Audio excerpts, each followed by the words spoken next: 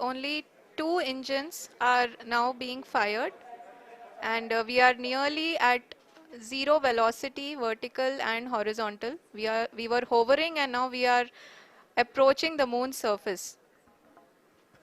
धीरे धीरे लैंडर की वेगमान को कम किया जा रहा है और हम अब लगभग 50 मीटर से भी कम आ चुके हैं.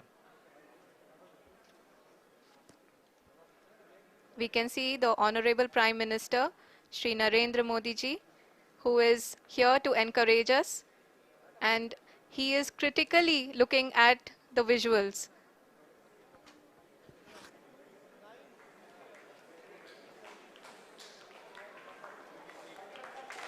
जी हाँ, आप अपने स्क्रीन पे देख सकते हैं कि हम lander module. People are applauding. Let lander us all module wait to hear from the Secretary, Department of Space and Chairman ISRO, Shri S. Somnath. Lander module पूरी तरह से सेफली और सॉफ्टली चंद्रमा के सतह पे लैंड हो चुका है. ये हम लोगों के लिए बहुत ही गर्व की बात है.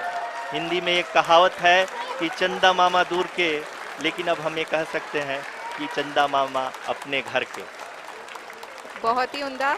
The hard work of the entire ISRO community has come to fruition.